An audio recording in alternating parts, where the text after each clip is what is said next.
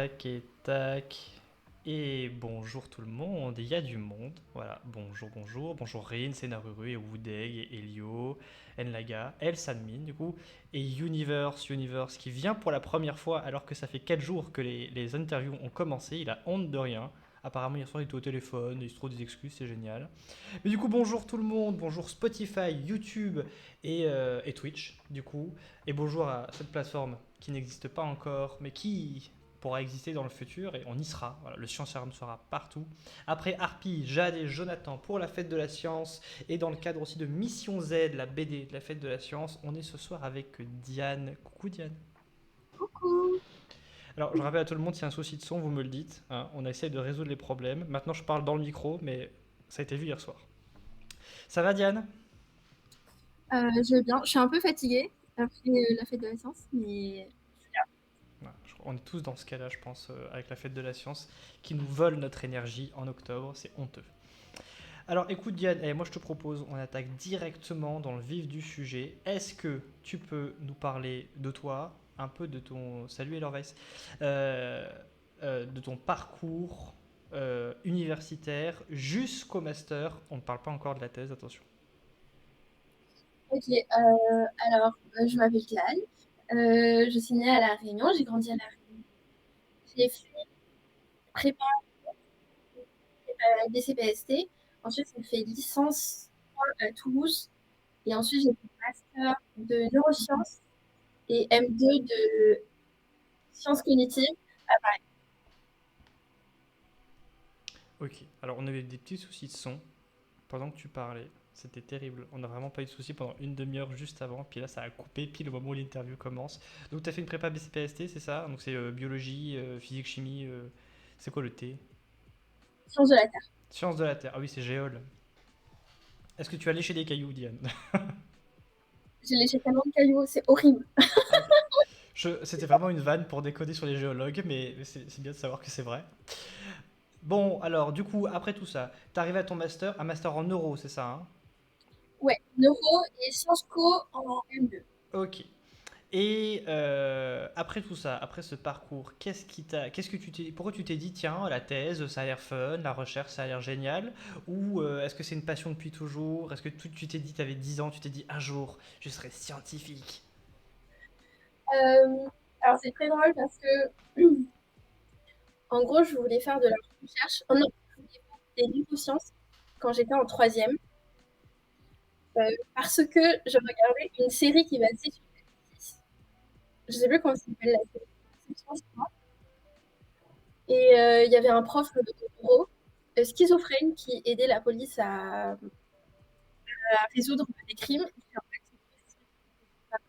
du coup, je veux aussi faire des neuro. C'est terrible, vraiment, ça coupe, c'est terrible. Tout ce que je sais que tu as parlé d'une série sur M6, c'est affreux, je suis désolé, je sais pas comment Est-ce résoudre le problème. que Attends, je tente des trucs, je vais essayer tu ça. laisses pas lesbienne? Euh... Ouais, c'est quoi, on va faire ça. On va se mettre en problème technique. Hop là. Hop.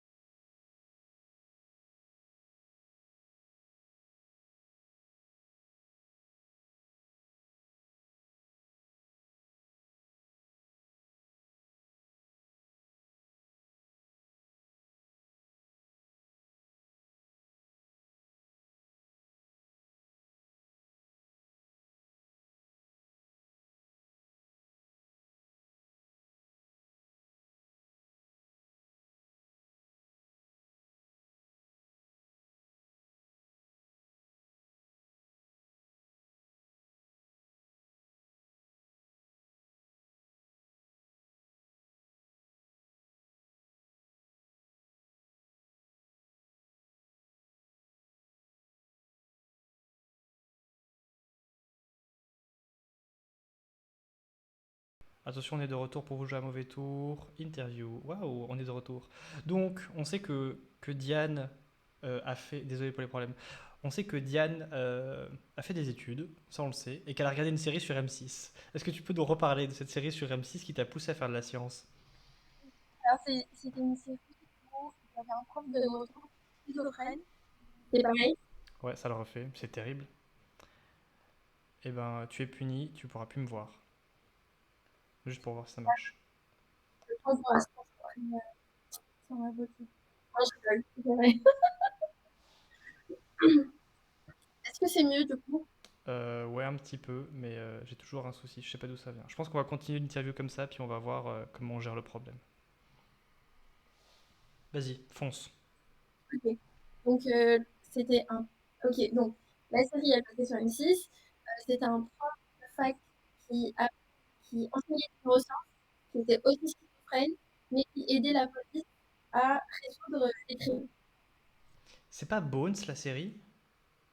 Non, Non? pas du tout. Non, c'est pas C'est Bones? c'est Ok. Perception. Et j'ai trouvé ça trop stylé. Et du coup, je suis en mode, les neurosciences, laisse-moi. Voilà. Attends. Donc, voilà, pardon. Allez, on va essayer d'avancer. Donc, cette série t'a poussé vers les neurosciences. Et ça que tu t'es dit que tu allais faire une thèse et de la recherche. Tu t'es dit, après ton master, allez, c'est parti, c'est pour moi, c'est maintenant. Euh,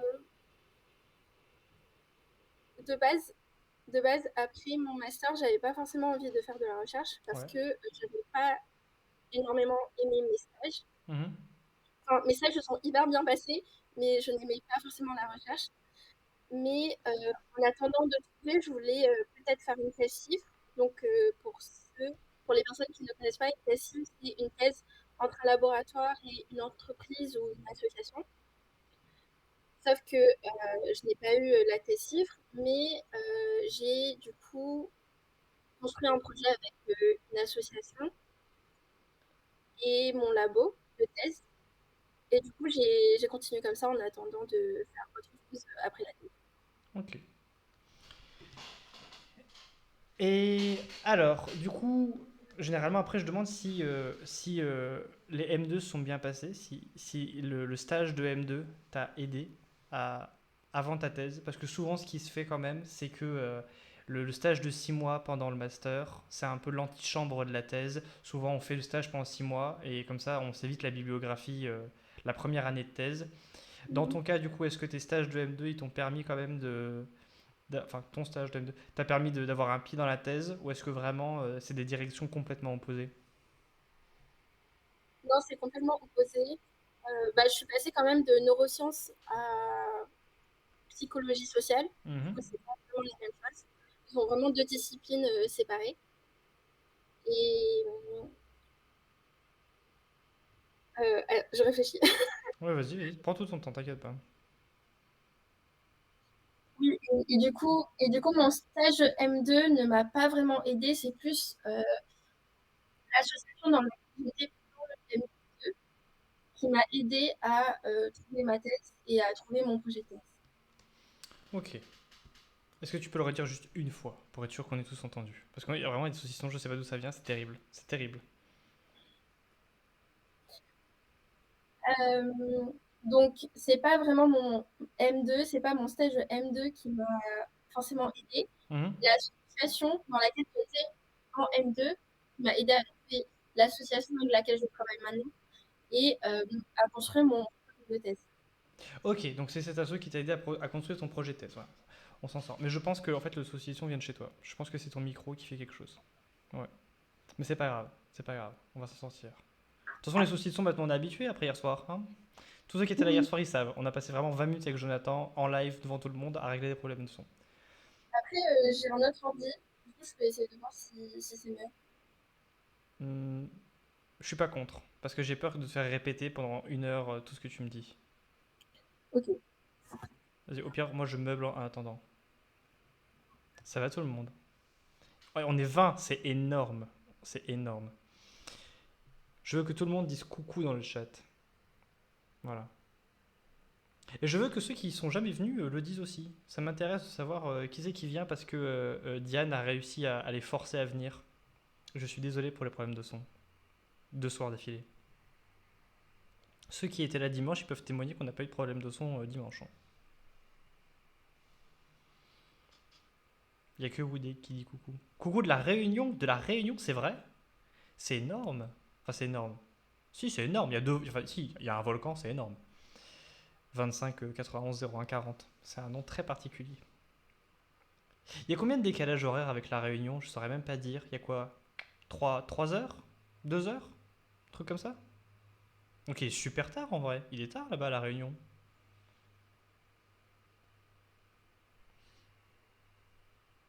Mais coucou, du coup, coucou Owen. 974 aussi, pareil, c'est encore la Réunion. Ah, effectivement, donc c'est quoi? C'est les origines de Diane qui.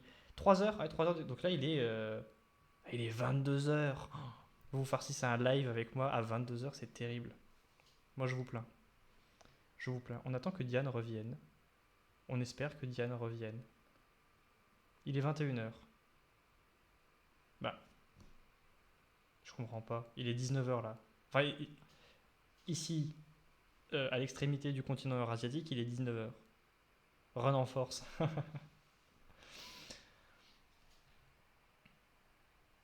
Bref. Mais du coup, oui, c'est. Ah, je suis surpris d'avoir. Enfin, après, je dis ça, c'était pendant le live d'Arpi, du coup, qui du coup était arménienne, le vendredi soir. À la fin du live, je regarde un peu les stats et je vois qu'il y avait genre des gens en Arménie, en Finlande, en Israël. Je me suis dit, mais qu'est-ce qui s'est passé? Le live international. Mais ça me fait plaisir, voilà.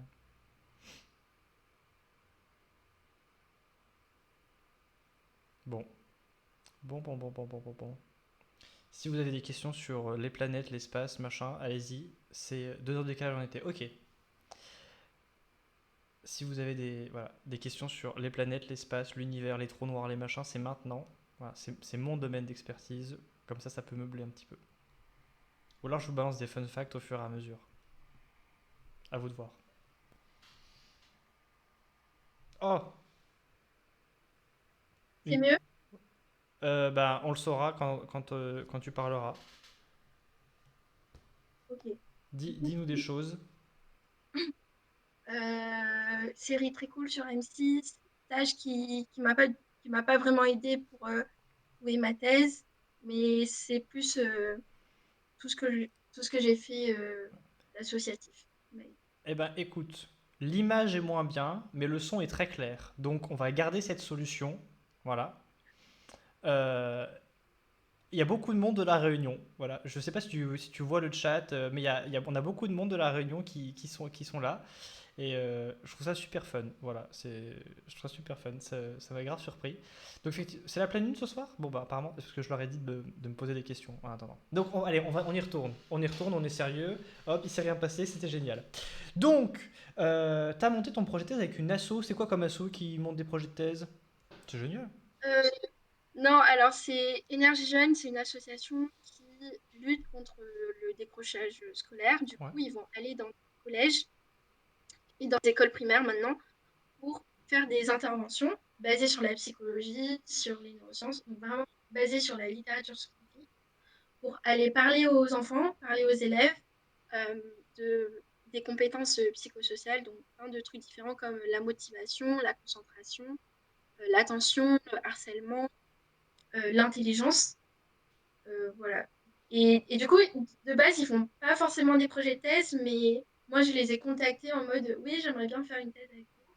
Et je connaissais déjà la doctorante avant, qui travaillait aussi avec cet asso. Et du coup, en mode, ok, on te- Mais c'est super. Franchement, c'est trop cool. Je crois que c'est la deuxième fois qu'on a une asso qui fait un projet de thèse sur la chaîne. Comme quoi, ça a l'air beaucoup plus commun que ce qu'on pourrait penser. Après, toi, il y a une particularité quand même. C'est que du coup, ben, tu as fait des études en neurologie. Et que là, ta thèse, elle est en psychologie. Est-ce que la transition entre les deux a été rude ou est-ce que ça a été mine de rien? Alors, c'est vrai que, en fait, quand j'ai fait ma licence en bio, ensuite master en neurosciences et M2 en sciences cognitives. Et en sciences cognitives, en fait, il y a plusieurs disciplines. Il y a effectivement de la psychologie et des neurosciences. Et du coup, j'avais des notions de psychologie parce que c'était commun aux sciences cognitives. Mais, mais il y avait pas mal de notions que j'avais pas quand je suis arrivée full en psychologie, comme ça. Et il y a des termes qui sont pas forcément les mêmes en neurosciences et en psychologie aussi. Donc j'ai dû un peu apprendre, mais après quand on fait la biblio, enfin, quand je fais la biblio sur ma thèse, ça va. J'ai pas besoin de connaître toute la psychologie pour comprendre la biblio sur ma thèse. Ok. Tu as disparu un instant, mais tu es revenu. Donc, tout va bien. C'est terrible. Je suis vraiment désolé. Mais, mais du coup, quand tu dis c'est pas les mêmes termes, est-ce que genre c'est pas les mêmes termes, mais ça parle de la même chose? Ou est-ce que c'est juste que c'est un nouveau vocabulaire scientifique à apprendre et que du coup c'est ça qui a pu poser une difficulté au départ? C'est plus la méthodologie est différente. Ouais. Enfin, il y a des méthodes communes, mais parfois la méthodologie peut être différente. Et par exemple, parler de médiateur et de modérateur, je l'avais pas forcément vu en neurosciences. Mhm. Et c'est des notions hyper... ce sont des notions qui sont beaucoup en psychologie, du coup. Ok. Ok. Du coup, ça veut dire que ta thèse au départ, je change un peu l'ordre de mes questions, mais c'est pas grave. C'est-à-dire que pour le coup, tu as vraiment fait un an de bibliographie, peut-être un peu intense, pour pouvoir être sûr d'être à jour sur tout ce qu'il fallait être à jour? Euh, alors, en gros, j'ai oublié de raconter. Du coup, j'ai fini mon M2 et ensuite, j'ai fait un an d'ingénieur d'études Mhm. parce qu'on n'avait pas encore construit le projet de thèse avec l'association. Parce que D'accord. quand je les ai construits, on n'avait aucun projet à ce moment-là. Et il fallait non seulement trouver un ou une superviseuse de thèse, Mhm. mais aussi construire le projet avec la bibliographie. Donc pendant cette année-là, on est parti dans des pistes différentes, que ce soit sur la coopération, que ce soit sur l'intelligence, ce sur quoi je travaille maintenant. Et, et voilà. D'accord. Et du coup, voilà, du coup, pour répondre, oui un peu, mais pas tant que ça. Un peu beaucoup, mais pas trop quand même. Voilà. Voilà. Ok. Ok. Donc c'est bien qu'après, je pense que est-ce que tu dirais que parce que on est sur des disciplines qui ont attrait bah, au monde du cerveau, de l'esprit, etc., il y a des choses qui sont un peu communes. Genre si on faisait des diagrammes de veines, le cercle psycho et le cercle neuro, ils se recoupent quand même plutôt pas mal et en fait ça permet de faire des points assez faciles. Ouais, alors du coup, ça dépend.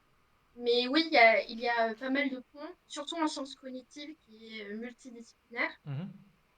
Mais évidemment, si on est sur les neurones ou les cultures de cellules, il n'y aura pas trop de psychologie Mhm. en neurosciences. Et alors qu'en psychologie, il y a des études uniquement comportementales. Pareil, il n'y aura peut-être pas tant de neurosciences que ça dedans. Ok. Alors je précise, parce qu'on a déjà une question dans le chat pour toi, de Samil974. Ou 974, mais c'est plus long à dire. On prendra toutes les questions de tout le monde à la fin. On fera un petit question-réponse à la fin pour être sûr. Comme ça, moi, ça me perturbe pas. D'accord, je suis quelqu'un. Voilà, je suis hyper psychorigide. Ok, c'est faux. C'est faux. Enfin, j'espère que c'est faux. Mais je n'oublie pas la question. Attention. Du coup, est-ce que ça a été compliqué après de trouver les financements pour la thèse? Est-ce qu'il y a eu du concours, de l'entretien? Est-ce que c'était une bourse doctorale? Comment est-ce que le financement est aussi une participation de l'association ou est-ce que vraiment il y a eu d'autres étapes un peu particulières? Ouais, alors, euh, bon, c'était un peu le parcours du combattant. Donc, de base, je voulais faire une thèse chiffre. Donc, on a voulu candidater aux bourses de thèse chiffre qui est gérée par l'ANRT. Et on ne l'a pas eu parce qu'ils ont rejeté notre dossier. Enfin, je ne vais pas rentrer dans les détails, voilà. Mais du coup, je savais pas trop quoi faire. Du coup, j'ai essayé de trouver des pistes différentes de la thèse.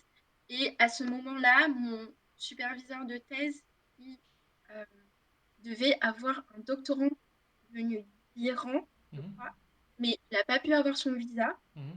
Du coup, c'est moi qui ai récupéré sa bourse de thèse euh, à la fin de l'année. Et du coup, j'ai passé aussi l'entretien avec l'école doctorale parce que du coup, c'est passé full. C'est une bourse d'école doctorale, c'est la fac. Ok. Ok. Donc, mine de rien, un petit coup de pouce du destin, en tout cas pour toi, pas Oui, oui, pour le doctorant iranien du coup. Ok. Comme quoi, hein, mine de rien, je veux dire, il n'y a pas que, y a pas que le réseau ou une forme de pseudo-talent qui fonctionne. Je veux dire, des fois, c'est juste des hasards de la vie qui permettent d'arriver à des choses. Comme quoi, faut pas abandonner son projet. Euh, alors, ça c'est systématique. Systématique à chaque fois. Voilà. Et je suis toujours traumatisé par la fois où je l'ai fait pour la thèse en chimie qu'on a eu en octobre 2024. En novembre 2024. À chaque fois, il faut lire, et je le fais, le titre de la thèse pour qu'on comprenne un peu de quoi tu vas nous parler. Dans ton cas, c'est intervention psychosociale optimisée par l'intelligence artificielle, une étude multi-approche dans le système éducatif français. Diane, qu'est-ce que ça veut dire tout ça? alors, alors, déjà, intervention psychosociale. Donc, ce sont, faire petit à petit, intervention psychosociale, ce sont des interventions basées sur la psychologie sociale, c'est dans le nom, et il y a une méthodologie très précise, on ne peut pas arriver à faire n'importe quoi. Et du coup, c'est vraiment des processus qui ont été validés par la psychologie et vraiment des tâches et des activités très précises qu'on va utiliser dans les interventions pour que les participants et participantes intègrent bien le message et comprennent bien le message passé avec les interventions. Ensuite, optimiser par l'IA. En gros, on va utiliser des méthodes d'intelligence artificielle pour analyser les données. Donc, on va juste les utiliser pour analyser les données. Il n'y aura pas d'IA dans nos interventions. Et une et multi-approche dans le système éducatif français parce que dans ma thèse, je vais me focaliser sur trois populations. Je vais me focaliser sur les élèves en sixième, donc au collège. Je cible aussi leurs professeurs et je cible aussi les élèves en classe préparatoire pour mes interventions. Du coup, je fais des interventions en sixième, avec les profs de sixième et avec les élèves en prépa aussi. À quelle fin du coup? Quel est l'objectif de ta thèse? Qu'est-ce que tu veux, est-ce que tu cherches à créer une nouvelle méthode à la fin, à consolider des méthodes qui existent déjà? Qu'est-ce que, qu'est-ce que tu vas écrire à la fin de cette thèse, hein, dans la meilleure partie de la thèse? Tout le monde l'aime, la rédaction. C'est faux. Alors, le but, c'est de vraiment pouvoir créer des interventions Mhm. qui, très brèves, donc d'une heure environ, pour les élèves, pour leur parler de l'intelligence, de nos croyances sur l'intelligence, et de voir si ces interventions-là vont avoir un impact sur leur bien-être, leur persévérance, leur motivation, et également sur leurs notes, sur leur performance académique. Donc, si on voit qu'il y a un impact, ça pourra permettre aux politiques de prendre, de les utiliser ou de les développer dans plus d'écoles, qui pourra avoir beaucoup plus d'impact sur les élèves et les interventions sur psychosociales sur les croyances sur l'intelligence permettent aussi de lutter contre les inégalités sociales. Mhm. Et on sait qu'en France, il y a énormément d'inégalités sociales. Du coup, ça pourrait être cool si ça marche. Mais complètement. Alors du coup, euh,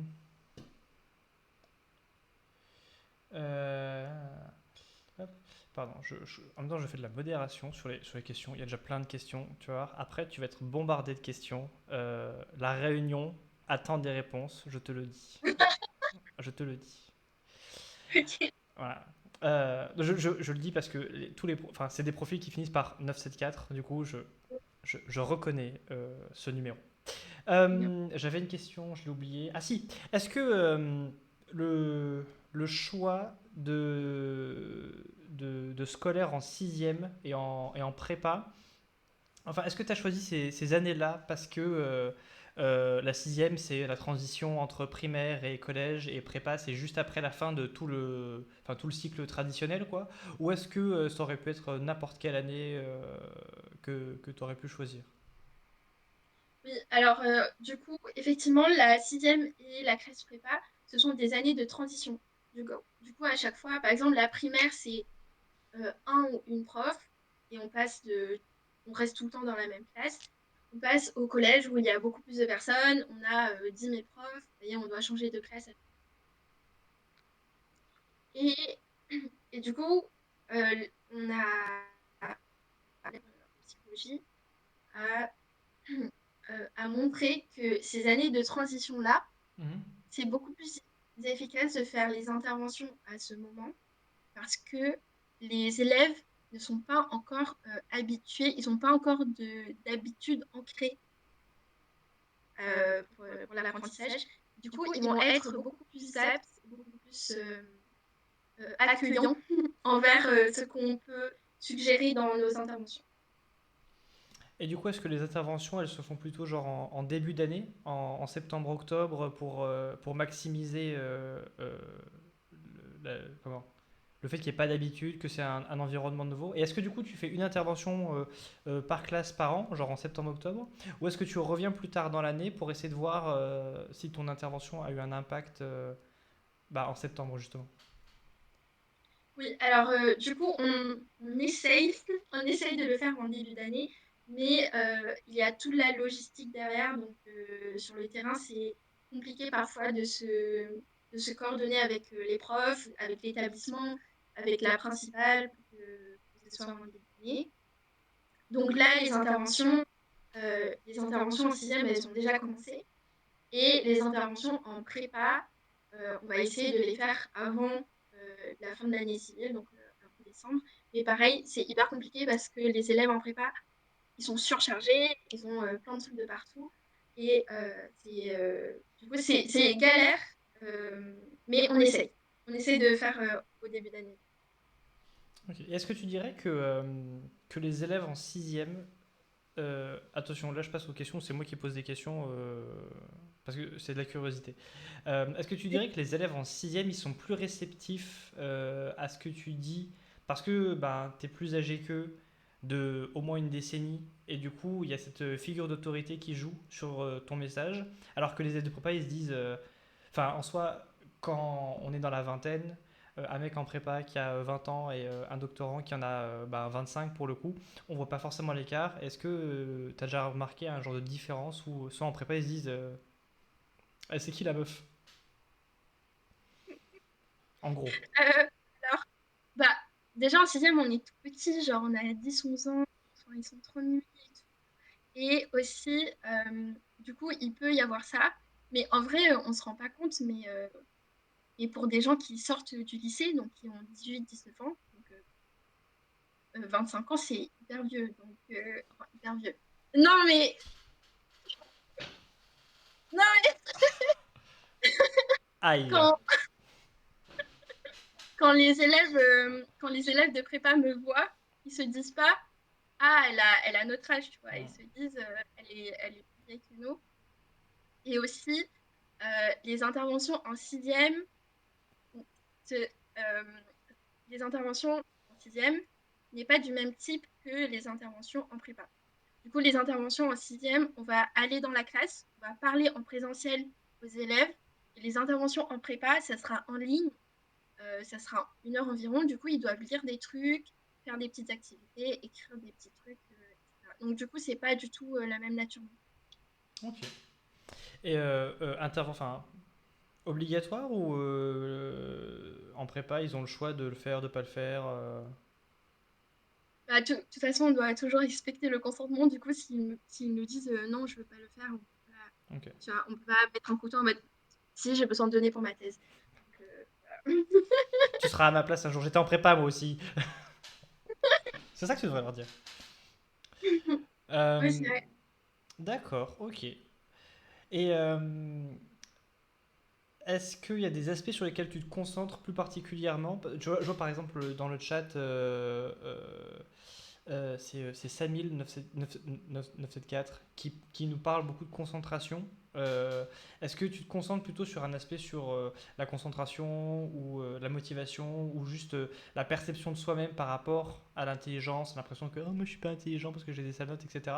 Ou est-ce que tu fais un truc un peu général sur divers aspects euh, euh, psychosociaux? Mhm. Non, non, le principe de ma thèse, c'est vraiment des interventions sur les croyances sur l'intelligence. Donc, je ne parle que de ça. Mais après, évidemment, dans nos interventions, on a aussi un sujet, enfin, on a aussi une intervention contrôle où on ne va pas parler de l'intelligence, mais on va parler du fonctionnement du cerveau. Donc, les lobes, lobe frontal, pariétal, l'histoire de Phineas Gage. C'est l'histoire que, du coup, il y avait, alors je sais plus c'était quand, c'était il y a longtemps, aux États-Unis, il y a un mec qui travaillait sur les rails, qui construisait des rails. À un moment, du coup, il y a eu, enfin, ils utilisent de la dynamique pour faire exploser les obstacles pour que ça soit tout droit pour les rails. Il y a eu, du coup, une barre de fer qui est entrée dans son crâne, qui a vraiment genre traversé son crâne. Mais il est ressorti vivant. Et du coup, les scientifiques, ils sont partis étudier en mode comment ça se fait et tout. Et ils ont aussi remarqué que Phineas Gage avait totalement changé de comportement. Le mec, il était super sympa avant, maintenant il est hyper agressif, il est violent, il est impulsif.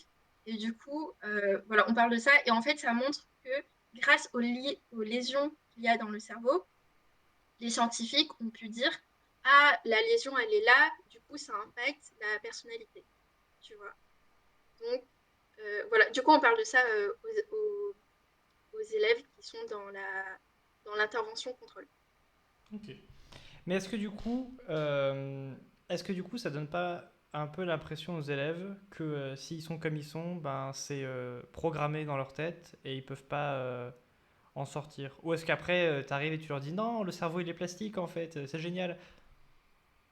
Dans la partie enfin, contrôle ou pas Bah, ouais.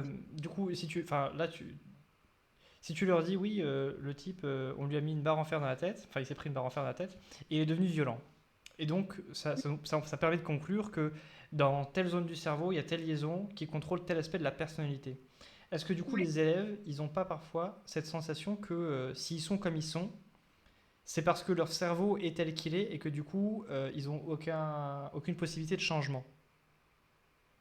Bah, on n'a pas posé la question, on n'a pas posé la question aux élèves, Ok. enfin cette question précisément, Mhm. mais comme c'est l'intervention contrôle, du coup on n'attend pas qu'ils changent leur perception Mhm.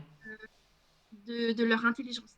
Mais par contre, effectivement, dans notre intervention expérimentale, on va leur parler du fait que l'intelligence, elle est malléable, elle peut évoluer grâce aux efforts, si on s'entraîne, euh, si on se confronte à nos difficultés, si on voit les erreurs comme des opportunités pour apprendre, et si on demande de l'aide. Donc ça, c'est dans l'intervention expérimentale. Et du coup, on leur parle de l'état d'esprit de développement. Du coup, c'est ce que je viens de dire, c'est la croyance que l'intelligence elle peut évoluer, comparé à croire au fait de croire que l'intelligence elle est vraiment innée et fixe et Mhm. bah, Ok. Ta. Oui, du coup, c'est bien qu'on parle de ça, parce que du coup, c'est à combien... ben, je sais plus parler. C'est ta combienième année de thèse là? T'es sur la troisième? oui, je suis sûre. Est-ce que les thèses, du coup, dans ton domaine durent en général 3 ans? Alors, oui, en général, oui. Voire 4 ans, c'est assez commun. Mhm. Euh, mais oui. Ok. Donc, 3 à 4 ans, mais c'est rare que ça dure beaucoup plus. Mais je sais que, par exemple, en sociologie, Hmm. euh, ça peut durer beaucoup plus. Oui, c'est ce qu'on en a parlé hier avec Jonathan, hein. Les sciences humaines et sociales, souvent, ça a tendance à partir sur du 6-8, si on va jusqu'au droit, etc. Du coup, c'est-à-dire que là, tu es sur ta dernière année de thèse. Alors, du coup, cette thèse, dis-nous, comment est-ce qu'elle s'est déroulée? Ça a été? Est-ce que tu as suivi le schéma traditionnel, un an de biblio, un an d'expérience, un an de rédaction? Non, alors du coup, effectivement, j'ai fait un an de biblio. Et ensuite, j'ai eu un an où je devais designer les interventions, donc créer les interventions, et aussi s'occuper de la logistique. Donc voir comment on va faire l'année où on va récolter les données. Et du coup, là, c'est ma dernière année de thèse, et c'est aussi l'année où je vais collecter les données, et aussi analyser les données, et aussi rédiger mon manuscrit. Donc là, la troisième année, vraiment, voilà, on a tout mis dedans. Mais normalement, enfin, de ce que mon superviseur a dit, les thèses où on va créer des interventions et vraiment essayer de les faire sur le terrain, normalement, ça prend 5 ans. Et enfin, aux États-Unis, ils le font en 5 ans. Mais en France, c'est environ 3 ans une thèse, donc je suis obligée de rusher un peu le truc. Donc tu vas faire un travail de 5 ans en 3 ans. Que la Oui, on va force essayer. soit avec toi. Mais de rien. Donc c'est-à-dire que tu n'as pas encore commencé la rédaction. Alors, ah non, non. Alors là j'en suis loin. Ouais, j'en suis très, très Voilà. Le chat se dit trop fort, te dit à nous. Voilà. loin. Merci. Donc tu n'as pas encore commencé ta rédaction. Du coup, c'est-à-dire que tu as quand même fini tes interventions auprès des scolaires. Non, pas du tout. Ah ouais? Justement, on est encore en train de collecter Ok. euh, les interventions. Elles ont commencé bah, cette semaine. Elles ont commencé cette semaine Ah oui! parce que, bah, en fait, bah, déjà, il y a la rentrée. Donc, il faut donner un peu le temps aux établissements de, voilà, j'ai un truc. Et aussi, pour les interventions en sixième, je collabore avec l'association Énergie Jeune pour faire les interventions. Du coup, ce sont des services civiques ou des volontaires qui vont aller faire les interventions. Mais on leur a dit quoi dire, on a vraiment tout est planifié, etc. Mais du coup, le temps aussi de former les personnes qui vont aller en classe, ça prend un peu de temps. Et du coup, le plan un peu de ma thèse, c'est j'espère qu'en décembre, j'aurai la plupart de mes données et qu'à partir de là, je pourrai analyser et écrire ma thèse. Et parce que la question vient d'arriver dans ma tête. Tu parlais d'inégalité sociale. Est-ce que du coup, dans le choix des établissements où tu vas faire tes interventions, est-ce que tu as essayé de prendre justement des établissements où par leur localisation, on sait qu'il va y avoir des différences d'inégalité sociale entre établissements? Un établissement dans un quartier peut-être un peu plus euh, ben, on va dire, je sais pas moi, Neuilly-sur-Seine, alors que l'autre établissement, il est plus à la Seine-Saint-Denis, etc. Oui, alors du coup, pour la collecte de données avec les collèges, je me base surtout sur l'association, donc Énergie Jeune. Et eux, ils font surtout des interventions dans les collèges, dans les établissements en REP+. Donc les personnes qui ne savent pas c'est quoi, ce sont les établissements en éducation prioritaire. Donc on a surtout des collèges en REP et REP+. Et j'avoue que je n'ai pas forcément le temps d'aller trouver des collèges qui ne sont pas en REP et REP+, pour pouvoir les comparer. Mhm. Mais, euh, mais ça aurait été intéressant de le faire. Après, ça se trouve, le ou la doctorante qui viendra après toi, lui, du coup, lui ou elle se concentrera là-dessus et ça pourra passer. Euh, alors du coup, cette thèse, forcément, elle se fait dans un laboratoire dont j'ai oublié le nom parce que je crois que c'est ton laboratoire où c'est 1 milliard de lettres qui se succèdent. Alors, je suis dans 2 laboratoires. Ouais. Je suis au Sherpas, donc SHERPAS, à l'Université d'Artois. Et je suis aussi au CRIL, donc CRIL. Ça, c'est mon labo d'IA. Et l'autre, c'est mon labo plus de psychologie. Et voilà, du coup, tous les deux de l'Université d'Artois, dans le nord de la France. Et parce qu'on n'en a pas encore parlé et tu m'y fais penser, tu fais bien. Et du coup, la partie IA de ta thèse, c'est toi qui t'en occupes ou tu as des collègues qui sont plus branchés informatique, etc., qui eux s'occupent de la partie optimisation par intelligence artificielle? Mm. En gros, j'ai 2 superviseurs de thèse. Donc, j'en ai un en psycho j'en ai un en IA, et j'ai aussi un co-encadrant en IA, donc eux, ils vont m'aider à comprendre. Mais normalement, les méthodes, c'est moi qui vais les appliquer. Mais j'ai pas à créer la méthode de nulle part. Je vais juste reprendre ce qui a déjà été fait. Et eux, ils vont m'aider pour débugger ou pour comprendre vraiment ce que je suis en train Ok, ok. Du coup, dans ces laboratoires, forcément, il y a un jour où tu es arrivé, tu étais la petite nouvelle, tu étais la de faire. dernière arrivée. Est-ce que l'intégration dans ton équipe de recherche, elle s'est bien passée? Oui, globalement, oui. J'ai un peu du mal parce que moi, j'habite à Paris, donc je suis pas proche géographiquement de mes deux laboratoires qui sont dans le Nord-Pas-de-Calais. Mais sinon, globalement, ça se passe bien, c'est hyper sympa. Et il y a un week-end, il y a une journée des doctorants, Ok. surtout dans le labo d'IA. Du coup, ça m'a permis de mieux connaître les personnes. Ouais, tu as fait un peu Du coup, d'intégration là-bas. ouais. Mais du coup, tu fais ta thèse un peu en distanciel en fait. Oui, alors, alors moitié, parce que du coup, je vais aussi dans les locaux de l'association Mhm. Énergie Jeune pour aider pour les interventions, pour faire le matériel, voir un peu les détails logistiques. Ok, Et l'association est sur Paris. Voilà, ok. c'est pour ça. Ok, ok. Non, mais c'est toujours intéressant de savoir que voilà, on n'est pas obligé de vivre dans son laboratoire. Parce que certains doctorants parfois vivent dans leur laboratoire, ils n'ont plus le droit de sortir. Après, ils ont des cernes sous les yeux de 3 km de long. Euh, Taratata, je regarde mes questions quand même. Alors du coup, bah, tu viens seulement de commencer tes expériences, donc je ne te demande pas si tu as déjà publié un article scientifique. Non. Non. Enfin, j'ai contribué à un article, mais je ne pourrais pas dire que j'ai. Oui, tu n'étais pas première autrice sur l'article. Voilà, Non. du coup, pour moi, ça ne compte pas dans ma tête. Oui, il n'y a pas encore eu de Samin et al. Voilà, Ouais, c'est ça. ça arrivera. Encore. Voilà. Alors pour ceux qui ne sont pas familiers avec la littérature scientifique, quand on dit et al, en fait c'est pour dire et tous les autres. Parce que souvent, ça arrive que sur un article scientifique, sous prétexte que il y en a un qui a pris une photo, puis l'autre il a téléchargé la photo sur l'ordi, puis l'autre il a repris l'ordi, il l'a amené au laboratoire. Très vite, en fait, on se retrouve avec des articles où il y a 50 personnes qui sont en co-auteur, alors qu'en fait, il y a une personne qui s'est vraiment farci l'écriture, et les autres, ils ont juste appuyé sur un bouton, quoi. Je sais parce que je suis dans ce cas. Je suis dans les et al de 3 articles. Vraiment, j'ai fait un fichier Excel. Je suis honnête. Voilà.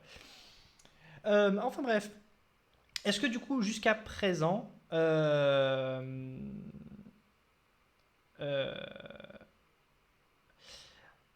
est-ce que jusqu'à présent, t'as rencontré des difficultés dans ta thèse?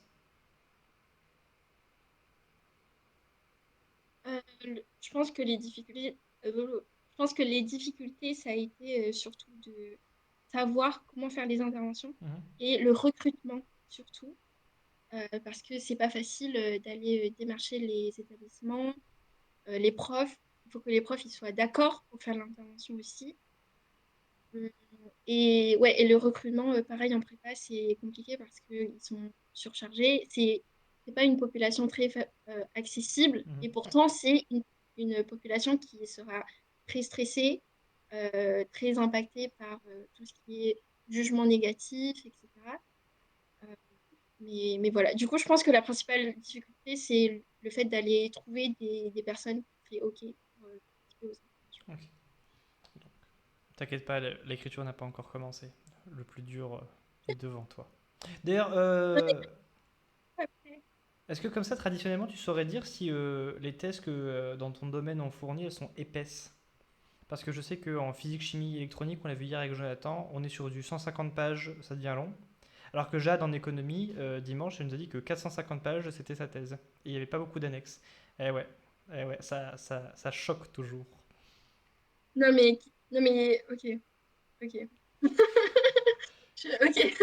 Euh, alors, je suis pas trop habituée aux thèses en psycho, parce Mhm. que dans mes stages, j'ai surtout vu des doctorants et doctorantes en psycho. Mais du coup, je dirais que, ouais, entre 100 et 200 pages, je pense que c'est la norme. Est-ce que je viens de te donner une peur existentielle supplémentaire? Non, non, non, non, je pense que je vais viser les 100 de 100 pages. Oui, tu fais bien, tu fais bien. Oui, Euh, psycho, dans le chat, je peux le dire. oui, c'est vrai, tout à fait.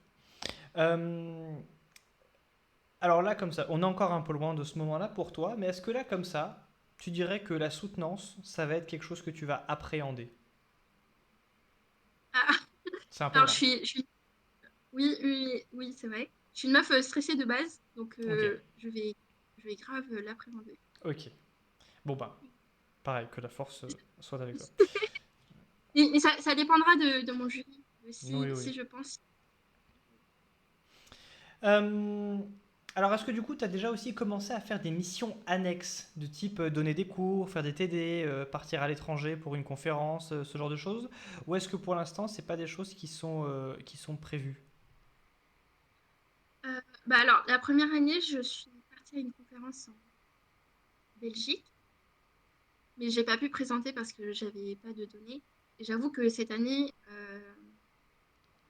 bah, c'est pas trop prévu les conférences pour l'instant parce que j'ai plein de trucs dans ma thèse. Mais ah oui, et aussi pour l'enseignement, j'ai pas, j'ai pas enseigné et j'ai pas prévu d'enseigner cette année parce que ça m'intéresse pas forcément. Mhm, Et aussi, je compte pas forcément continuer dans l'académie. Donc, je sais que c'est important d'enseigner si on veut continuer après, mhm. mais comme c'est pas une voie qui m'intéresse forcément, du coup, ça me va de pas aller parler à des petits L1 en TD, etc. Et du coup, c'est bien parce que tu me fais une transition toute faite avec la suite.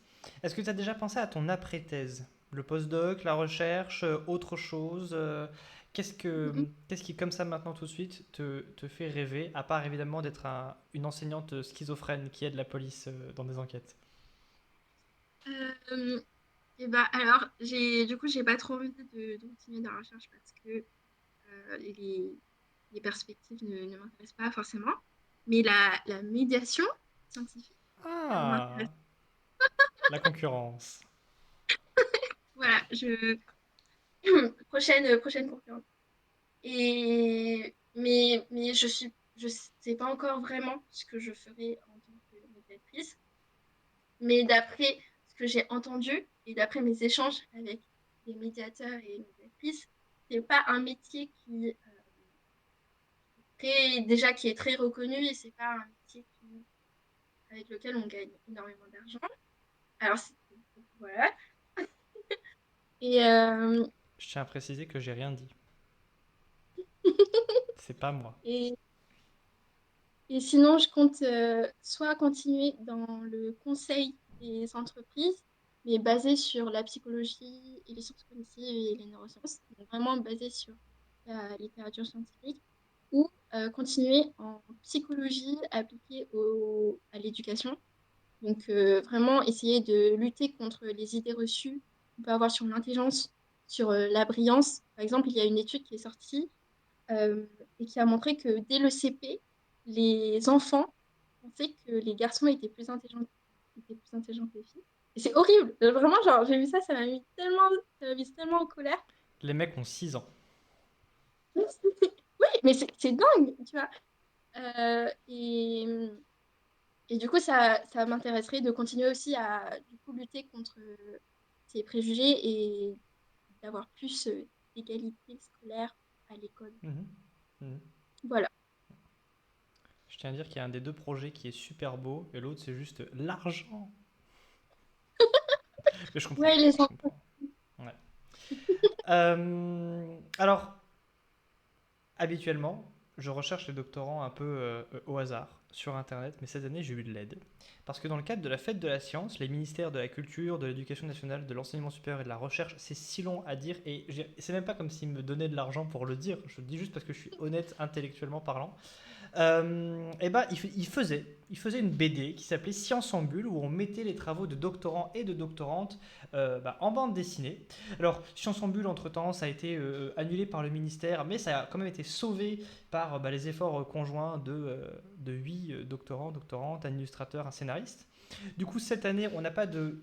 Hop là, on n'a pas de Science en bulle, ça c'est la version 2019 de Science en bulle, mais cette année on a un Mission Z où les thèses de toi et des autres doctorants qui sont interviewés sur cette chaîne, euh, eh ben, se retrouvent mêlés à la disparition d'un milliardaire nommé Z, qui, euh, qui est un milliardaire parce que il vend des voitures électriques, il fait des fusées, il fait des puces qui vont dans le cerveau des gens. Toute ressemblance avec une personne existante est parfaitement fortuite.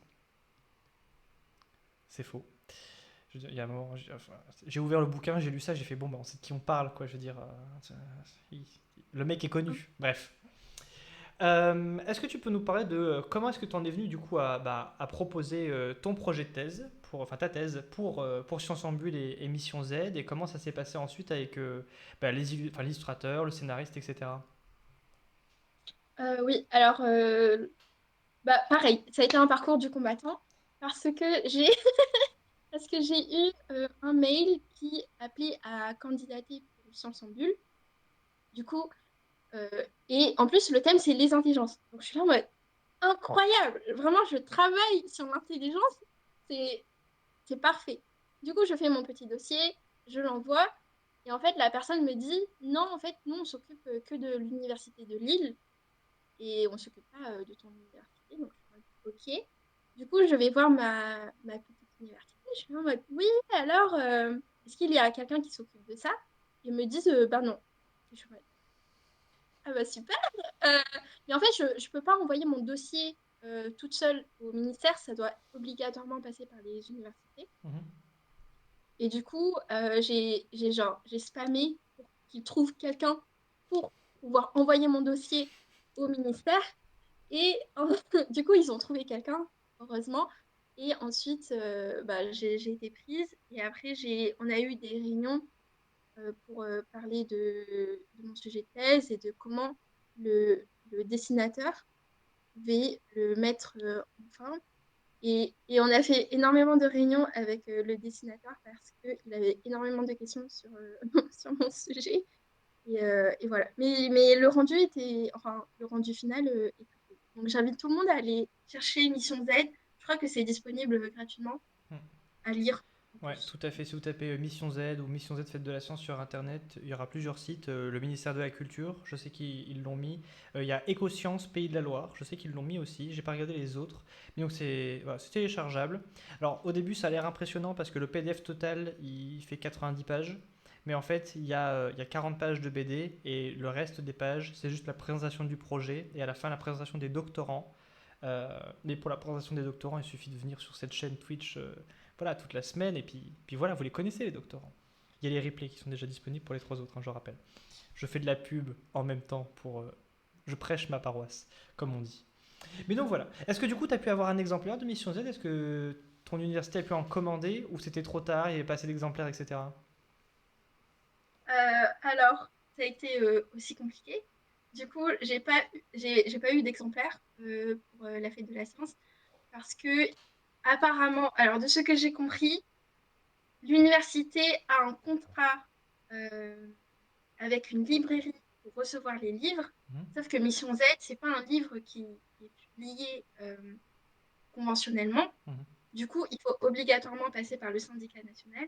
Et du coup, il devait avoir une attestation de la librairie disant qu'il ne pouvait pas avoir Mission Z pour qu'ensuite passer par le syndicat national de l'édition pour pouvoir avoir les commandes. Bon, en tout cas, j'ai pas encore les commandes. les commandes. Mais l'université fait tout pour. C'est juste que c'est plein de trucs administratifs. Je vais dire à Jonathan d'en garder 7 de côté, comme ça il pourra vous les envoyer à vous. Euh, C'est génial. Bah ouais, parce que je sais que Jonathan il les a, il en a. Donc s'il peut en garder de côté, ce serait cool que vous puissiez tous avoir votre premier exemplaire, quoi. Eh ben écoute, moi, à titre personnel, j'en ai fini avec les questions. Ce qui veut dire que, et là je sais que euh, on va entendre un cri de joie depuis l'île de la Réunion, parce que la Réunion a des tas de questions pour toi. Donc on va passer aux questions-réponses, voilà, les questions du chat, hein, c'est ce qui s'affiche maintenant sur le stream. Alors on a eu des questions tout du long. La première d'entre elles, c'était de Samil 974, qui nous demandait un enfant en moyenne section n'arrive pas. Ah, des questions. Un enfant en moyenne section n'arrive pas à se concentrer. Comment est-ce que tu penses que tu pourrais l'aider? Alors, attends. Alors, c'est compliqué parce qu'il y a plein de facteurs que je ne connais pas. Donc, est-ce qu'il n'arrive pas à se concentrer à l'école? Est-ce qu'il n'arrive pas à se concentrer à la maison? Euh, Je- Est-ce que c'est parce qu'il est facilement distrait? Alors je crois qu'il y a eu des précisions plus tard, parce que je relis les questions au fur et à mesure, parce que plus tard, on a eu une question de la même personne qui disait comment amener un enfant qui apprend vite, donc il perd vite la concentration dans le moule de la scolarité qui visiblement n'est pas fait pour lui. Oui, alors, bah, en vrai, souvent, peut-être que en parler à l'enseignant ou l'enseignante, ça peut aider si il y a un aménagement qui peut se faire. Donc, si tu as compris la leçon, tu peux commencer à faire l'exercice, etc. Genre, t'as pas besoin d'attendre que je commence à corriger ou que je passe aux exercices. Donc, voilà. Du coup, si le problème de concentration, c'est juste ça, je pense que juste essayer de faire un aménagement avec l'enseignant ou l'enseignante, c'est déjà une bonne piste. Ok. Alors on a aussi, alors, je sais pas si on dit Wenzen 974 ou Wengen, parce que ça... Ouais? Non? Ok, non, je sais pas. Ok, je de- sais pas. Bref, en tout cas c'est écrit W-E-N-Z-H-E-N, mais je sais que ZH, il me semble que en mandarin ça fait un J. Donc Oui, Wenchen, ok. voilà. Euh, je sais des choses, j'essaie de savoir des trucs. Qui nous pose une question sur une croyance qu'on a sur les intelligences, donc ça tombe pile dans ce que tu sais. On nous demande si tu veux, tu peux. Est-ce que c'est vrai? Non, c'est pas vrai. C'est un peu faux. Enfin, c'est un peu faux. Alors, ça dépend. Ça dépend de plein de trucs. C'est cool de se dire ça pour se motiver un peu, mais il faut faire hyper attention parce que quand on croit ça et qu'on ne va pas réussir, on va énormément mettre la responsabilité de cet échec sur nous-mêmes, Mhm. alors que peut-être, parfois, ce sont les inégalités du système. Donc, par exemple, si tu dis juste à un enfant défavorisé, si tu veux, tu peux, mais qu'il n'y arrive pas forcément, alors que tout le système scolaire est fait pour qu'il ait de moins bonnes notes que les élèves favorisés, il va se sentir très mal si tu lui dis, voilà, si tu veux, tu peux. Et il y a aussi cette illusion de la méritocratie, qui n'est pas forcément voilà, très bien. Donc, donc, effectivement, si tu veux, tu peux, mais si tu as aussi les bonnes ressources, si tu as les bonnes stratégies, si tu peux demander de l'aide, euh, voilà, c'est pas juste, c'est un peu réducteur, je pense. Il faudrait plein d'autres Mhm. nuances en plus. Oui, en fait, faut peut-être un peu aussi rappeler que l'humain est un animal social et qu'en fait, c'est le groupe qui va faire jouer énormément les choses, l'environnement familial, etc.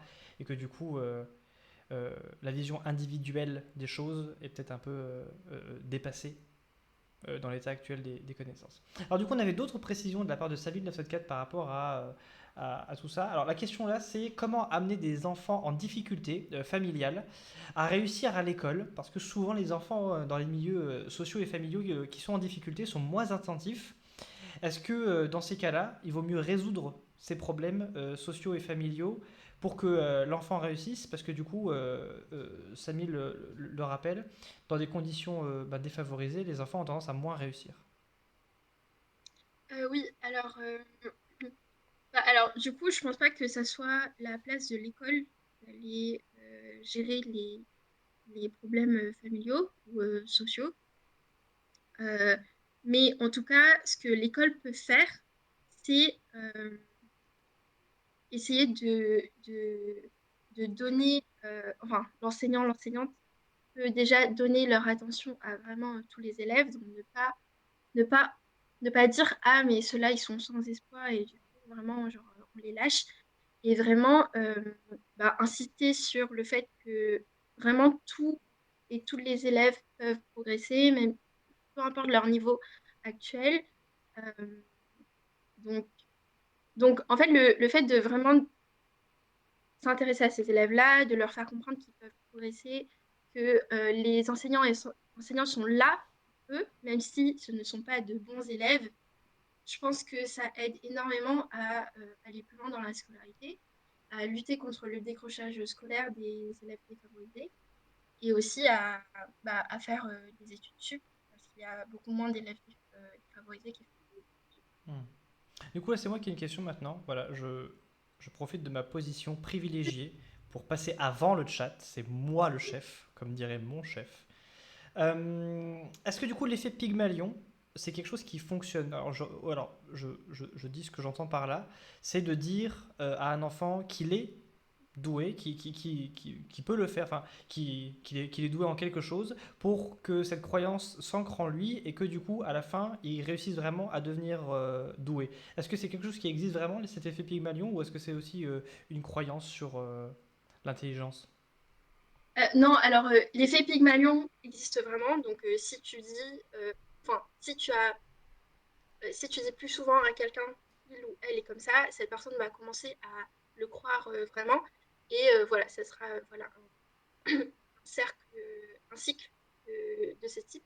Mais il faut faire super attention parce que quand on dit à des enfants ou à des élèves qu'ils sont doués, intelligents, qu'ils sont brillants, hyper forts, etc., on leur met une étiquette euh, et on leur dit, c'est comme si on leur disait que l'intelligence ne pouvait pas du tout changer. Donc, en gros, ils sont intelligents et voilà. Et aussi, ça leur donne l'impression qu'ils ne peuvent pas du tout échouer et ils vont du coup ils vont éviter de se confronter à l'erreur, ils vont éviter de prendre des risques, d'aller pousser leurs limites, de peur d'échouer et de montrer qu'ils ne sont pas intelligents. Du Hmm. coup, il faut faire hyper attention quand on dit aux élèves, enfin, même quand on dit à quelqu'un, ah, t'es intelligent, t'es doué, t'es brillant, etc. Ça met vraiment une étiquette qui peut être très fixe. Et du coup, c'est pas forcément le top, mais on peut dire, on peut valoriser par exemple les efforts qui ont été faits, on peut valoriser le temps et l'énergie que la personne a mis pour comprendre, pour apprendre, pour progresser, au lieu de dire, ah, t'as une bonne note, t'es intelligent. Peut-être qu'on peut dire, ah, t'as une bonne note, tu as bien travaillé, etc. Ok, ok, très intéressant. Alors, quelles questions j'ai omis? Voilà, là. Pour faire ce que tu fais, est-ce que tu conseilles plutôt un parcours du coup dans ces sciences-là, psycho, neuro, ou est-ce que tu dirais que quelqu'un qui a fait des études en sciences sociales, ça pourrait le faire aussi? Oui, alors, de ce que j'ai compris quand je suis arrivée en thèse, c'est vraiment, il y a des gens qui ont vraiment fait une formation totalement différente de leur domaine de thèse. Donc, ça peut totalement se faire d'être en sciences sociales et de passer dans une thèse en psycho. Voilà, après, il faut juste trouver un ou une superviseuse qui serait prête à te faire confiance, que tu fasses la biblio, que tu comprennes bien le sujet et tout, même si tu n'as pas eu la formation dedans. Ok. Alors, encore une question. Je lis au fur et à mesure, hein. Donc, souvent on dit que les enfants suivent les exemples des parents. Les parents sont un modèle d'apprentissage beaucoup plus important que l'école. L'école, c'est plus les savoirs, mais l'éducation scolaire n'arrive pas à faire devenir les enfants des personnes responsables et respectées dans la vie sociale. Qu'est-ce que tu en penses? Attends, tu peux répéter la fin? Ok. Alors, parce que je lis au fur et à mesure. Donc, c'est souvent on dit que les enfants suivent les exemples des parents Ouais. et que les parents sont un modèle d'apprentissage beaucoup plus important que l'école. Que l'école, c'est plus les savoirs, mais l'éducation scolaire n'arrive pas à faire devenir les enfants euh, des personnes responsables et respectées dans la vie sociale. Qu'en penses-tu? Alors, j'en pense que il n'y a pas un qui est plus important pour la vie d'un enfant que l'autre. Donc, vraiment, l'école, c'est quand même une part très importante des enfants scolarisés parce qu'ils passent quand même 8 heures par jour à l'école. Donc, les enseignants, enseignantes et les camarades de classe, du coup, ça joue un rôle très important. Mais les parents aussi, donc forcément. Et, euh, et du coup, j'ai oublié la question finale. Je suis désolée. Tu ne m'aimes pas beaucoup. Euh, alors, la fin de la question, c'est hein. Ah oui, du coup, ah oui, voilà. En gros, on te demandait ton avis sur le fait que l'éducation scolaire n'arrive pas à faire des enfants des personnes responsables et peut-être respectées ou respectueuses plus tard dans la vie. Enfin, qu'est-ce que tu en penses? Oui, alors bah du coup j'en pense que c'est pas juste genre la faute des parents ou la faute de l'école, c'est vraiment multifactoriel. Il y a plein de trucs qui va influencer si le fait enfin qui va influencer qu'une personne soit respectueuse ou pas. Et en parlant notamment avec les enseignants et enseignantes du secondaire, donc collège, lycée, il y a pas mal de personnes qui m'ont dit qu'en fait, ils sont juste là pour enseigner et pas pour être éducateur ou éducatrice. Mhm. Donc, pour ces enseignants et enseignantes, je considère que c'est le rôle des parents de faire cette éducation au respect, etc. Mais du coup, je pense juste que c'est peut-être une responsabilité partagée et que voilà, tu vois, on ne devrait pas mettre la faute sur l'un ou sur l'autre. Mhm. Mais, mais, je, mais dans, je crois, alors je suis pas, je connais pas trop la formation des profs, mais je crois que dans la formation des profs non plus, il y a pas ce truc de ah, comment est-ce qu'on fait euh, pour rendre un élève respectueux ou respectueuse, à part essayer d'asseoir notre autorité en mode non, mais tu fais ça, ou sinon t'es exclu, ou sinon Mhm. je te mets de colle. D'accord. Alors, on a, c'est Chicola, je crois, c'est ça, Chicola 7, qui dit, tu as dit que tu n'avais pas aimé la recherche durant ton stage. Est-ce que tu peux développer quelle partie est-ce que tu n'aimais pas et qu'est-ce qui est différent dans tes recherches actuelles? Et la personne te souhaite un bon courage pour ce début d'année. Merci. Alors, ce que j'ai pas aimé, c'est. Alors, j'ai pas aimé le fait que parfois c'était très répétitif et qu'on restait surtout à son bureau à essayer d'analyser les données ou des choses comme ça. Et souvent, euh, ça ne marche pas. Donc, donc voilà. Et ce truc aussi de, ben, enfin, surtout en thèse aussi, t'es un peu la seule personne qui est un peu experte de ton sujet précisément. Du coup, c'est, voilà, donc du coup, si tu as des difficultés, c'est un peu difficile de trouver de l'aide très spécifique. Et aussi, c'est plus, en fait, en stage, j'ai surtout compris comment marchait la recherche, donc le système en mode, oui, tu fais un doctorat, puis un postdoc, puis tu peux passer les concours de maître de conf ou concours de CNRS, INSERM. Et donc, c'est, voilà, ça m'intéressait pas tant que ça. Et je voyais aussi des chercheurs et chercheuses qui n'étaient pas permanents, donc, qui étaient encore en postdoc, alors qu'ils étaient assez âgés. Enfin, tout est relatif, qui étaient plus vieux, qui avaient peut-être la quarantaine. Et c'est vrai que du coup, si on n'a pas les concours, ou si on n'a pas un poste fixe, ce qui est aussi très compliqué, parce qu'il n'y a pas tant de places que ça en recherche, Mhm. euh, en fait, au final, on a quand même encore un job instable. Et voilà. C'est pas non plus ce que... Oui, oui, oui, c'est le problème de la précarité du monde de la recherche. Alors, c'est quelque chose qui revient régulièrement. Voilà, parce que il faut savoir qu'en France, souvent, on forme les gens dans des licences et des masters, et que après ça, on ne trouve pas forcément les opportunités pour pouvoir continuer dans la recherche. Un exemple que je connais très bien, parce que c'est celui que j'ai pu vivre. Donc moi, j'ai fait une formation. Je raconte un peu ma vie. Oui. Moi, j'ai fait une formation du coup en physique des plasmas. En France, il y a 4 diplômes en physique des plasmas, donc il y a une quarantaine d'élèves en master. Il faut savoir qu'en France, et c'est pas tous les ans, mais en gros, euh, une année sur deux, on va dire, il y a une seule place de chercheur en physique des plasmas qui est ouverte au CNRS. Ça veut dire que tous les ans, en gros, on dit oh, il y a une place de libre, vous êtes 80 candidats. Et du coup, on comprend très rapidement qu'il y a, il y a un écart tout à fait bizarre parce que je veux dire, c'est l'État qui paye les universités, etc., qui fait les masters. Donc ils savent que potentiellement il y a 80 personnes qui sont prêtes à devenir chercheurs en physique des plasmas au CNRS. Et le CNRS, il fait non, non, on en veut un. Et les 79 autres, qu'est-ce qu'ils font? Eh ben, ils font des chaînes Twitch qui sont géniales. Voilà ça qu'ils font. Alors, on a d'autres questions. On a d'autres questions. On a une question de. Je vois pas. J'arrive plus à lire le profil parce que c'est en vert foncé.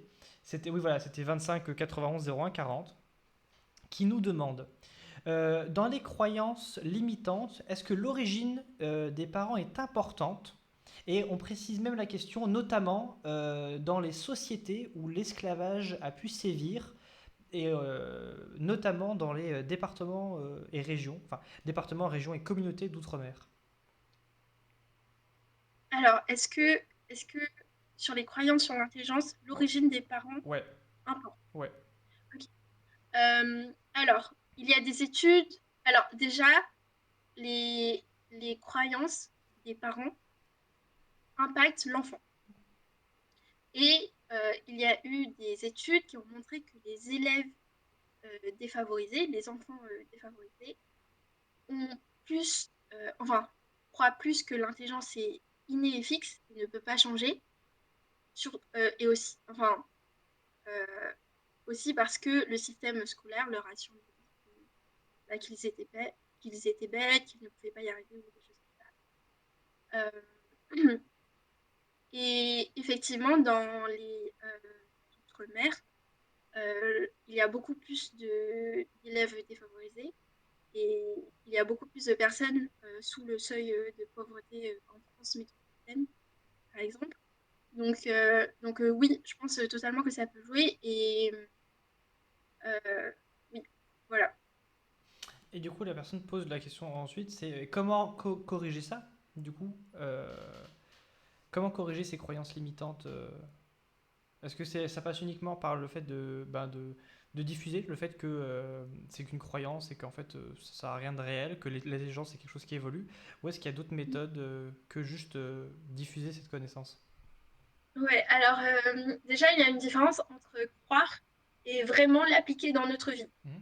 Donc, par exemple, je sais que l'intelligence, elle peut évoluer, mais par exemple, quand, quand je suis nulle à quelque chose, genre un nouveau jeu, je suis là en mode, mais horrible, horrible, je suis trop nulle. Du coup, c'est un peu compliqué voilà, de l'appliquer, mais il y a effectivement des méthodes.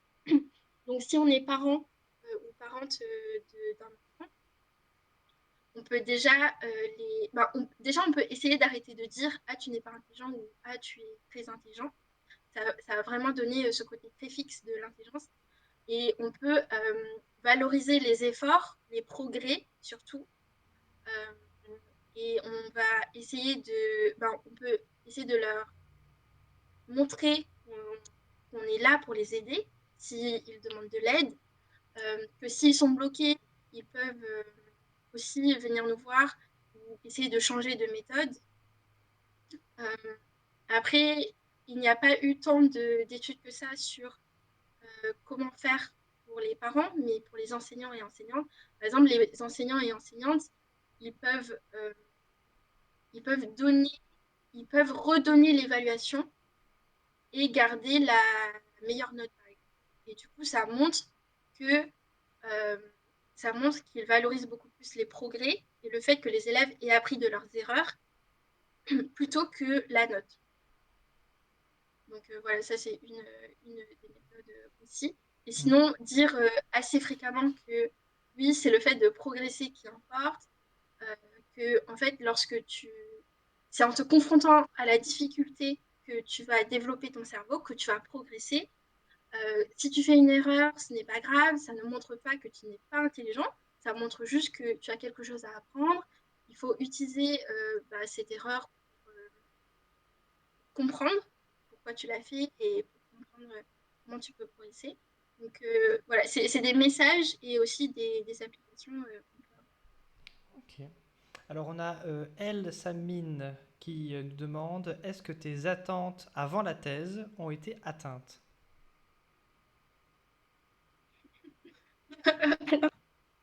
Euh, je pense que mes attentes avant la thèse, c'est surtout que j'espère que je vais avoir de bons résultats et que ça va marcher. Mais du coup, là, je sais pas du tout. Donc, elles ne sont pas atteintes pour l'instant. D'accord. On a Ange, Ange 1 ESM, c'est ça, hein? Oui, c'est ça. À partir de quel âge ou quelle période de la vie l'apprentissage devient-il plus compliqué au sens de la diminution des capacités? Euh, alors, déjà, on peut apprendre à tout âge grâce à la plasticité cérébrale, donc à la plasticité du cerveau. Donc, le cerveau, à tout âge, il pourra faire des connexions entre les neurones. euh, et voilà. Mais c'est vrai qu'à partir d'un moment, il y a un déclin cognitif. Euh, alors, j'avoue que j'ai pas l'âge précisément en tête actuellement. Mais en tout cas, on peut apprendre vraiment à tout âge. Et le cerveau, il fait des connexions, il crée des neurones à tout âge. Alors j'en profite là-dessus. Alors je ne sais pas si tu connais ou si vous connaissez dans le chat la chaîne Kurzgesagt, In a Nutshell. En français, il y Ah a oui, la version qui s'appelle Tout simplement. Si c'est tout simplement. Ils ont une très bonne vidéo qui parle un peu de la plasticité cérébrale. C'est sur les habitudes, où en fait il prend l'exemple que créer une habitude ou apprendre quelque chose, en fait c'est comme traverser une forêt vierge. Au début, c'est très compliqué parce qu'il y a des arbres sur le chemin, il y a des plantes sur le chemin, il n'y a pas de chemin en fait pour vous. Donc vous devez créer ce chemin progressivement. Et plus vous allez marcher sur ce chemin, bah, moins il y aura de plantes et un jour ce sera un vrai chemin. Et que du coup, bah, voilà, c'est comme ça que le cerveau fonctionne. Et que si un jour vous arrêtez de prendre le chemin, bah, progressivement la nature va reprendre ses droits, votre cerveau va abandonner ce chemin. Mais si vous revenez 5 ans plus tard, là où vous avez marché, vous pouvez encore distinguer où le chemin était. Pour dire que en fait, si vous apprenez à jouer du violon, ben, au début c'est très compliqué, vous jouez pendant 10 ans, au bout de 10 ans vous êtes super balèze, vous arrêtez pendant 5 ans, ben, quand vous reprenez le violon 5 ans plus tard, votre cerveau se dira ah mais j'ai un souvenir de ça. C'est un peu le côté le vélo ça s'oublie pas. Voilà, on apprend à faire du vélo et après même si on n'en refait pas, ben, on se souvient plus rapidement comment en faire. Donc même si ça fait longtemps que vous n'avez pas fait quelque chose, il y a toujours moyen, normalement. Attention, je parle sous couvert d'une spécialiste. Il y a toujours moyen d'apprendre ou de réapprendre des choses qu'on a déjà fait. ouais. Elsa Mine, qui a encore des questions, enfin, au moins une question pour toi. Est-ce que tu aimerais continuer uniquement dans la psychologie ou potentiellement revenir dans les neurosciences? Alors, déjà, je pense que je vais continuer en sciences cognitives de manière générale, donc qui va inclure de la psychologie et des neurosciences, et surtout neurosciences comportementales et cognitives. Mais je pense pas retourner dans tout ce qui est neurosciences moléculaires et cellulaires. Voilà. Ok. Et c'était la dernière question qui était écrite dans le chat. Parce qu'après tout ça, il y a Elir Weiss qui nous dit que la personne est entièrement d'accord avec toi sur tout ce que tu as dit. Et Angin ESM qui nous dit que c'était intéressant, la partie sur... Ah si, il y a ta soeur qui a encore une question. Euh, grrr, J'ai faim. Oh là. Attention, c'est la pire question de l'univers. Pas au sens elle est mauvaise, parce que les mauvaises questions ça n'existe pas. C'est que tu vas tourner autour du pot pour répondre, je pense. Comment définirais-tu l'intelligence? Est-ce correct de Ah, parler de différents types d'intelligence, logique, émotionnelle, etc. La grande question ok. sur l'intelligence. En fait, j'ai une réponse toute faite parce que la fête de la science, j'ai fait que des interventions sur l'intelligence. Parfait, Euh, parfait. déjà, déjà, il faut savoir que la notion d'intelligence, elle est un peu floue pour les scientifiques. Il n'y a pas de consensus réel. Euh, et voilà, donc si on se base sur les neurosciences, l'intelligence, c'est une capacité mentale assez générale qui va permettre de raisonner, résoudre des problèmes, penser de manière abstraite, euh, créer, réfléchir, voilà, etc. Donc, pour les études en neurosciences, il y a très peu d'études qui vont parler d'intelligence. On va surtout parler des fonctions exécutives. Donc, les fonctions exécutives, ce sont Donc, du coup, dans les fonctions exécutives, il y a la mémoire de travail, c'est la mémoire à court terme. Donc, mémoire, par exemple, pour retenir sa liste de courses pour aller au supermarché, pour retenir le numéro de téléphone que quelqu'un t'a donné pour le remettre dans l'hôtel. Il y a aussi l'inhibition. Du coup, ça te permet de ne pas être impulsif et d'avoir un comportement plutôt OK en société. Donc, par exemple, si tu veux manger ton dessert à 18h mais que tu n'as pas pris ton dîner, bon, ben, l'inhibition, elle est là pour te dire non, mais attends, le dîner d'abord, puis le dessert. Et ensuite, il y a aussi la flexibilité cognitive dans les fonctions exécutives, qui est le fait de pouvoir changer de tâche et de pouvoir penser autrement que ce qui est habituel, donc pas être rigide. Donc par exemple, si on passe d'un exo d'histoire géo à un exo de maths, ou si on prend une autre route que la route habituelle, c'est la flexibilité cognitive. Et en fait, ces trois fonctions exécutives qui sont les principales, elles vont permettre du coup plein de trucs comme le raisonnement, la prise de décision, résolution de problèmes, et après, ça va se répercuter sur la créativité, etc. Et ah oui, il faut aussi savoir que la notion d'intelligence, je vais faire un petit aparté, elle a été très utilisée et elle est encore très utilisée pour légitimer des inégalités scolaires. Donc par exemple, à THPI, du coup, on va te faire sauter une classe, des choses comme ça. Et pardon, je me suis perdue. Je me suis perdue dans mon fil de pensée. Ah oui, aussi, il n'y a pas plusieurs types d'intelligence. Ça, c'est hyper important. Euh, il n'y a pas d'intelligence multiple. Il n'y a pas d'intelligence émotionnelle, d'intelligence sociale, d'intelligence musicale, créative, etc. On parle d'intelligence générale parce que les études en neuroimagerie ont montré qu'il n'y a pas un réseau de neurones spécifiques associés à l'intelligence sociale, un réseau de neurones spécifiques associés à l'intelligence émotionnelle, etc. Donc, on ne peut pas parler d'intelligence multiple, mais on parle d'intelligence générale qui, dans l'intelligence générale, va regrouper donc plein de fonctions, plein de capacités mentales différentes. Ok, alors il y a une question bonus que je vais rajouter parce que c'est moi qui ai une question maintenant. Ah, Je- d'accord. c'est censé durer 1 heure, promis, après on arrête. Si t'en as marre, tu peux le dire. Non, mais Euh, t'inquiète. euh, Parce que du coup, j'ai pas l'historique en tête de la notion d'intelligence, mais dans ce que tu as l'air de dire, en fait, c'est que d'un point de vue scientifique, il y a pas, enfin, on parle pas d'intelligence, on n'en parle pas, c'est quelque chose qui n'est pas là. Parce que du coup, il y a ces trois fonctions là qui ensemble après vont permettre de découler sur d'autres éléments qu'on va attribuer à ce qu'on appelle l'intelligence. Est-ce que tu sais si la notion d'intelligence, en tout cas euh, telle qu'on l'entend aujourd'hui, c'est une notion qui émerge au 19e ou au 20e siècle et qu'en fait c'est un artefact qui est intégré dans la tête des gens comme beaucoup de choses qui ont émergé au 19e et au 20e siècle?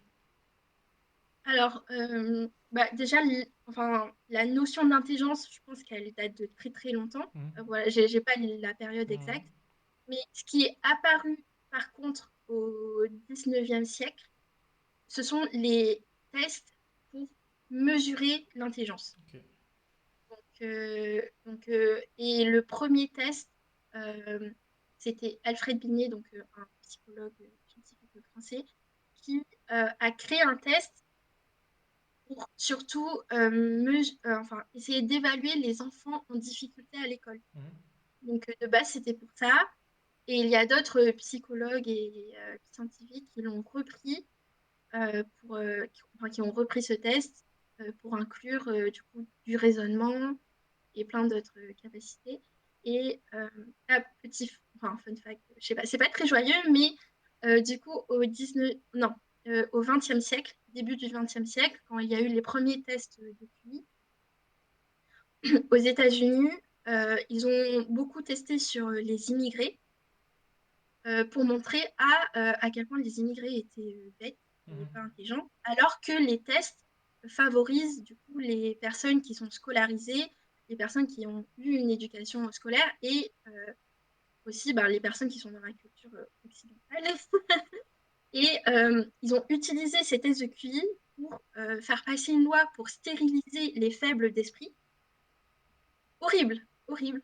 Et aussi une loi pour dire qu'il ne faut pas accepter les immigrés de tel ou tel pays parce qu'ils ne sont pas intelligents, enfin, ils sont inférieurs intellectuellement.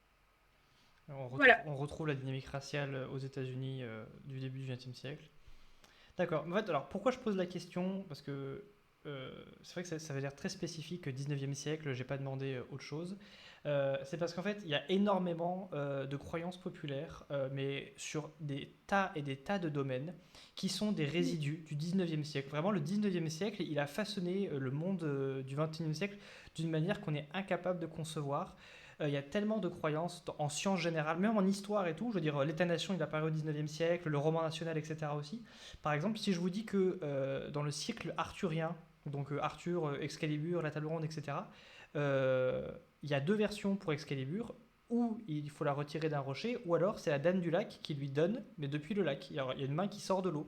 Il n'y a pas de Merlin à la base dans le mythe arthurien. Merlin, il apparaît au 19e siècle. C'est comme Camelot, enfin, il y a plein, ou Guenièvre, il y a plein de choses qui viennent du 19e siècle. Et c'est pour ça que je voulais savoir ça, parce que ben, souvent il y a des croyances comme ça qui restent. Voilà. C'est comme l'électron en physique, souvent on imagine l'électron c'est une petite bille qui tourne autour de l'atome.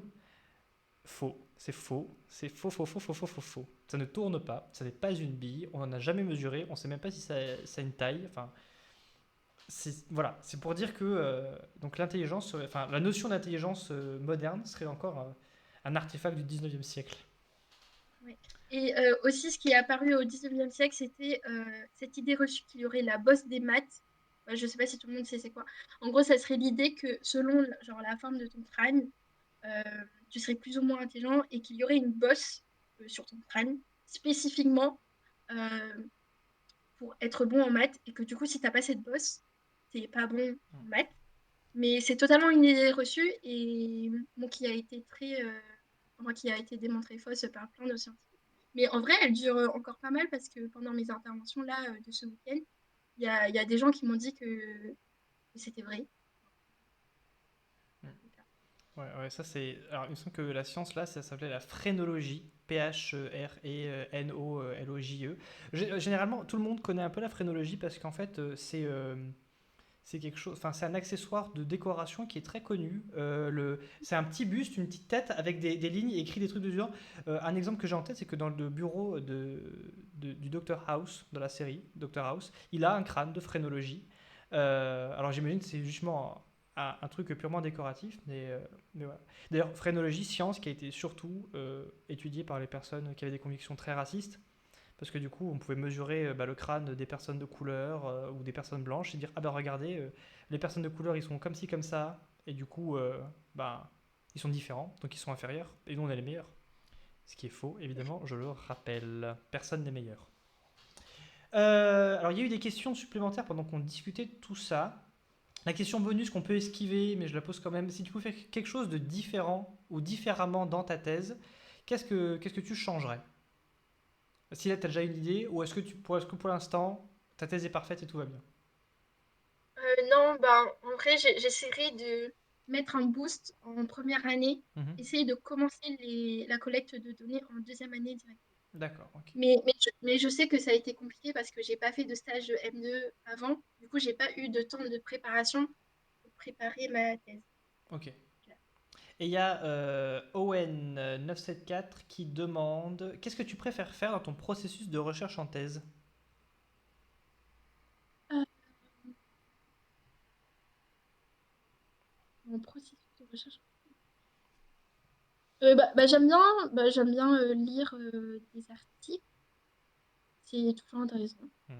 C'est vrai. Et j'aime surtout échanger avec d'autres scientifiques du domaine. C'est toujours C'est très trop intéressant. cool. Ouais. Eh ben, c'était la dernière question. Je n'accepte plus les questions parce que j'ai faim. Je veux manger. J'ai pas mangé avant, voilà. Euh, alors du coup voilà, hein, on a Wengen 904 qui me dit que c'était intéressant, qui me dit bravo à tous les deux. Ben, merci, c'est très gentil. Sophie quelque chose, Sophie V0101 qui nous dit qu'elle a appris beaucoup de choses ce soir, intéressantes. Merci beaucoup Diane. Ouais, Elsa Mine, bravo Diane pour ta thèse. Dernière ligne droite, courage. merci. Cyreno Phlébos Sens, bravo Diane avec plein de E et des cœurs autour de 2 smileys. Et en laga ou N laga, merci, c'était super intéressant. Bonne soirée à vous deux. Et ben, je dis bonne soirée au chat. Et je mets fin au stream dans 3, 2, 1, maintenant.